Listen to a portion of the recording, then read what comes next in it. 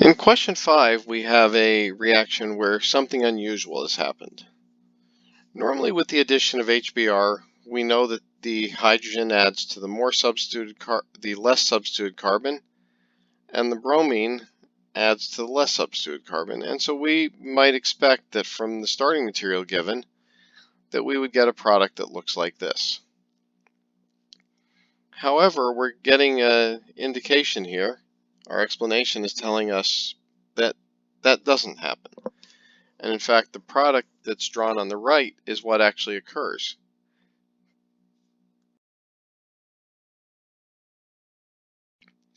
And so we need to provide an explanation for essentially what happened. And anytime you have a reaction that doesn't go the way you expect it to go, the best way to go about trying to figure out what happened or what went wrong is to explore the mechanism. And so let's start by approaching this in exactly the way that we would expect it to occur.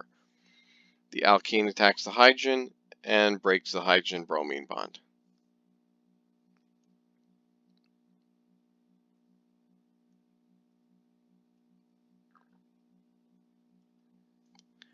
And that gives us that carbocation. Now, this is a secondary carbocation. And maybe we're not sure where to go from here. One thing that can help, though, is given that we know the product, where did that product have to come from?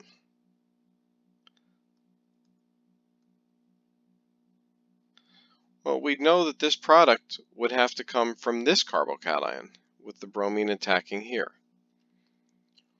Well, the key piece here that's different is that this is a tertiary carbocation.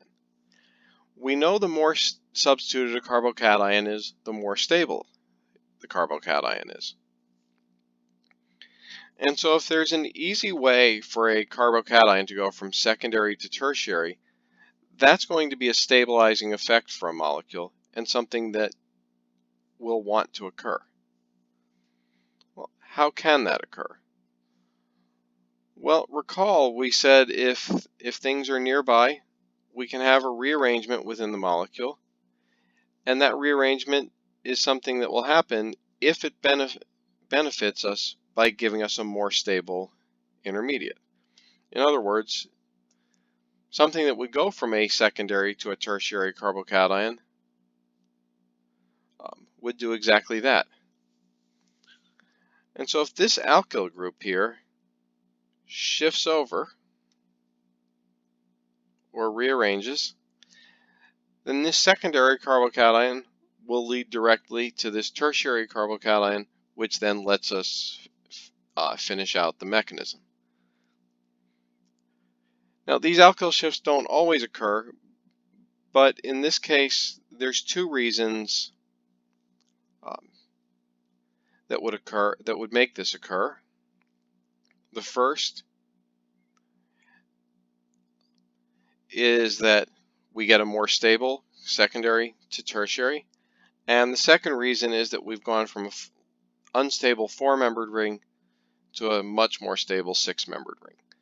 So there's multiple driving forces here that are allowing us to go forward with this reaction, and that's why we end up with what might have been a very unexpected product.